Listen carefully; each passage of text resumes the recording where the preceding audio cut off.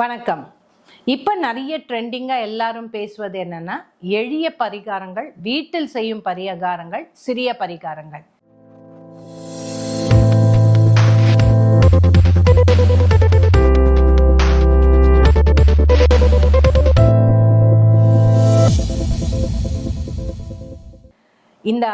இது நிறைய பேருக்கு புரியாத விஷயம் என்ன அப்படின்னா, உடம்பு சரியில்லை அப்படிங்கும்போது வீட்டில் மருந்து போட்டுட்டு நம்ம தூங்குறோம். அப்போவும் ஒரு செலவு ஆகுது. பட் சம்டைம்ஸ் அது எல்லா வாட்டியும் அது நடப்பதில்லை. அப்போ என்ன பண்ணுறோன்னா, டாக்டர்கிட்ட போய் ஒரு லெவல் ஆஃப் செலவு ஆகும்போது தான் அதுக்குரிய முடிவோ அதுக்குரிய ஒரு க்யூரோ நம்மளுக்கு வருது. அது எப்படி பரிகாரங்களில் மட்டும் ஒரு சிறிய பரிகாரங்கள். என்கிட்ட ஒருத்தர் வந்தார். அவருக்கு ஒரு 5 கோடி ரூபாய் கடன். அது மட்டும் இல்லை, எல்லாமே கோர்ட் கேஸ், எல்லாத்துலேயுமே ஒரு வில்லங்கம். லேண்டு வாங்கியிருக்காரு, அது 6000 சதுரடி அப்படிங்கிறாரு. 3000 கவர்மெண்ட் லேண்ட், 3000 என்னோட லேண்ட். ஆனால் 6000த்துக்கும் எனக்கு வித்துட்டாங்க. நான் அப்படி ரெஜிஸ்டர் பண்ணிட்டேன். எல்லாமே வில்லங்கம். அங்கே அவர் எப்படி எளிய பரிகாரம் அவர் பண்ணி சால்வ் பண்ண முடியும்?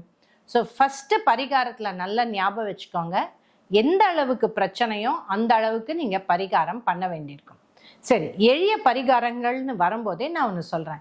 எவ்வளோ பேர் வீட்டில் விளக்கு ஏற்றுறாங்க?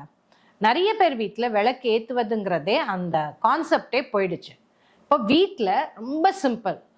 ஞாயிற்றுக்கிழமை ஈவினிங் 4:30 to 6க்கு அப்புறம் எல்லா வீட்லேயும் மோஸ்ட்லி 70% ஆஃப் த வீட்டில் நிறைய சண்டை சச்சரவு இருக்குது. இங்கே என்ன எளிய பரிகாரங்கள் என்ன? குட் டே பிஸ்கெட்டை கொடுத்து குட் டேவாக மாற்ற முடியுமா? இல்லை வாயில் நீங்கள் அருகம்புல்லை எடுத்துகிட்டு போய் விநாயகருக்கு அப்படியே ஊன்னு வச்சு போட்டு தூக்கி போட்டு அப்படியே டே நல்லாவா மாறிடுமா? கண்டிப்பாக இல்லை. இதெல்லாம் நடைமுறையில் சாத்தியமே இல்லை. அதாவது இதெல்லாம் அவங்க அஸ்ட்ராலஜியை ஜோக்காக மாற்றுற ஒரு இழிவான நிலை. கண்டிப்பாக நான் பர்சனலாக பார்த்துருக்கேன். இந்த மாதிரி டென்ஷன் வரும்போது ஃபஸ்ட்டு நெல், மொச்சை, வெல்லம் போட்டு உடனே விளக்கேற்றிடுவோம். சந்திரனுக்கு விளக்கேற்றிடுவோம். ஏன்னா இருக்கிறதுலே எமோஷ்னலாக நீங்கள் இருக்கும்போது நீங்கள் சொல்கிறத மற்றவங்க கேட்க மாட்டாங்க, மற்றவங்க சொல்கிறத நீங்கள் கேட்க முடியாது, மாட்டீங்க. ஏன்னா அங்கே சண்டை, கோபம், ஆக்ரோஷம், ஈகோ இதெல்லாம் உள்ளார வந்துடும். அப்போது கேட்பது அப்படிங்கிறது இல்லாத போது பேச்சுக்கு அங்கே வழி இல்லை. அப்போ லாஜிக்கல் அண்ட் அனாலிட்டிக்கல் திங்கிங்குக்கே வழி இருக்காது. அப்படி இருக்கும்போது எப்படி நம்மளுக்கு எனர்ஜியை கிளியர் பண்ண முடியும்? எப்படி அந்த கோவத்தையும் சண்டையும் சச்சரையும் கிளியர் பண்ண முடியும்? நெக்ஸ்ட், ராகு கேத்துக்கு விளக்கேற்றுவது. எல்லாரும் என்ன சொல்லுவாங்க, அப்படிலாம் ஏற்றக்கூடாது, அதெல்லாம் தப்பு, ராகு கேத்து இப்படி தான் பண்ணும். இல்லை சார், ஃபஸ்ட்டு கடவுள் அப்படிங்கிறவர் நம்மளுக்கு உதவுகிறவர். நெக்ஸ்ட்டு, பரிகாரம் என்பது சின்ன சின்ன விஷயத்தில் நம்மளுக்கு ஒரு அனுசரணையாக நம்மளோட லைஃப் ப்ராப்ளமை சால்வ் பண்ணுறது தான் பரிகாரம்.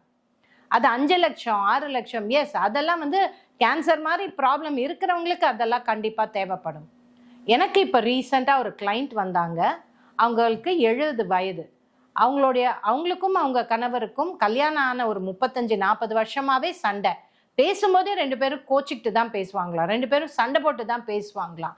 அந்த லேடிக்கு எப்போ இந்த ரியலைசேஷன் வந்ததுன்னா, வீட்லேயே ராகு கேத்துக்கு விளக்கேற்ற சொன்னேன். அப்புறமா அந்த அம்மா என்கிட்ட சொல்கிறாங்க, இல்லை மேம், நான் எவ்வளோ கோச்சிக்கிட்டே எங்கள் ஹஸ்பண்ட் கிட்ட பிஹேவ் பண்ணேன்னு இப்போ தெரிஞ்சது. ஒரு 10 நாள் தான் ஏற்றிருப்பாங்க. எனக்கு ஒரு இனம் புரியாத மென்டல் ஹாப்பினஸ், மென்டல் சாட்டிஸ்ஃபேக்ஷன், நாங்கள் பீஸ்ஃபுல்லாக இருக்கோம்னு நாங்கள் அந்த அம்மா. ஃபஸ்ட்டு 10 days ராகுக்கு ஒரு விளக்கு, கேதுக்கு ஒரு விளக்கு. ராகுல கருப்புழுந்து, கேதுல கொள்ளு போட்டு விளக்கேற்ற சொன்னேன். 2வது, சைஸ் ஆஃப் த அகல். எல்லாரும் இத்தினோண்டு ஏற்றுவாங்க. இப்போ இவ்வளோ பெரிய ப்ராப்ளம் இருக்கும், அடித்தடி 4-5 நாள் போகும்.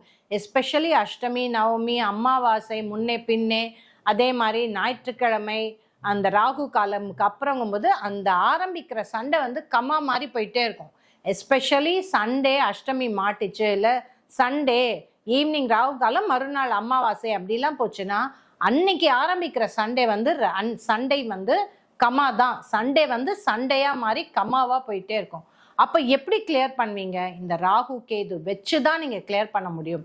அது கிளியர் பண்ணும்போது அந்த சண்டை அப்ரப்டாக நிற்கிறத நீங்கள் பார்க்கலாம். அதே மாதிரி நிறைய மீறி போச்சுன்னா சந்திரனுக்கு இல்லை திருப்பதி வெங்கடாஜலபதிக்கு வீட்டில் நெல் போட்டு விளக்கேற்றுங்க. இது ரொம்ப ரொம்ப இம்பார்ட்டன்ட். இந்த காலகட்டத்தில் டிப்ரெஷன், கன்ஃபியூஷன், கோபம், ஈகோ இதெல்லாம் ஜாஸ்தியாக பயங்கரமாக இருக்கக்கூடிய நாள். அந்த மக்கள் வந்து என்ன அவ்வளோ டென்ஷன் இருக்கு, வெளியில போயிட்டு வரோம். இப்போ வெளியில பாஸ் நம்மளை வந்து பயங்கர திட்டினார்னா வீட்டில் நம்மளை அப்படியே நம்ம எல்லார் மேலேயும் எள்ளும் கொள்ளுமா விழுந்து எழுவோம். அப்படி இருக்கும்போது சந்திரனுக்கு விளக்கேத்துங்க, பட்டுன்னு ஈஸியாக கிளியர் ஆகும். 3வது விளக்கு மேக்னெட் போட்டு, வெரி இம்பார்ட்டன்ட். கண்டிப்பாக வீட்டில் எல்லாருமே அப்பா அம்மா பசங்க எல்லாம் ஒன்றா இருக்கணும். ஹஸ்பண்ட் அண்ட் ஒய்ஃப் ஒழுங்காக இருக்கணும். கடையில் சின்ன பசங்க விளையாடுறாங்க இல்லையா, மேக்னெட், அதை போட்டு விளக்கேற்றுங்க. போட்டு விளக்கேற்றும் போது கண்டிப்பாக அந்த வசியம்ங்கிறது இன்க்ரீஸ் ஆகும். அட்லீஸ்ட் அவங்க என்ன சொல்ல வராங்கன்னு நம்ம புரிஞ்சுக்கிற மனோபாவம் வரும். இல்லைன்னா நீ என்ன சொல்வது நான் என்ன கேட்பது அப்படிங்கிறது வரும். இந்த அகல் வந்து இத்தினோண்டு ஏற்றக்கூடாது. நான் இமேஜ் போடுறேன், நல்ல பெரிய அகலாக ஏற்றுங்க. கண்டினியூஸாக 4 hours எரியணும். அது அமாவாசை அஷ்டமியாக இருந்தால் அது வந்து அகண்ட தீபமாகவே ஃபுல்லாக எரியணும்.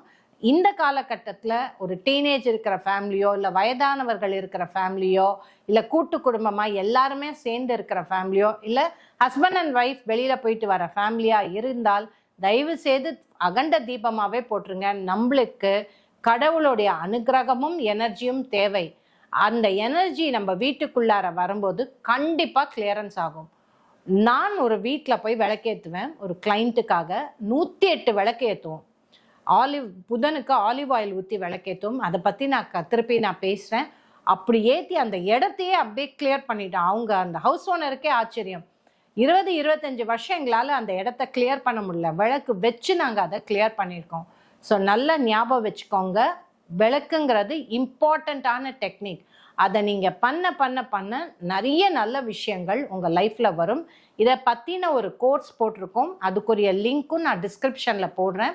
அந்த கோர்ஸ் வாங்கிக்கோங்க. இன்னும் விஸ்தாரமாக என்ன விளக்கு, சைஸ் ஆஃப் த விளக்கு, ஷேப் ஆஃப் த விளக்கு, என்ன அந்த விளக்கை எப்படி ஏற்றணும், தானியம் போடுறது எப்படி மாற்றணும், எல்லாமே அந்த கோர்ஸில் ஃபுல்லாக விஸ்தாரமாக நாங்கள் பேசியிருக்கோம். அதை நீங்கள் வாங்குங்க, உங்களுக்கு ஈஸியாக புரியும். இது ஜெயஸ்ரீ அஸ்ட்ராலஜர் எளிய பரிகாரம் பற்றின விளக்கம். நன்றி, வணக்கம்.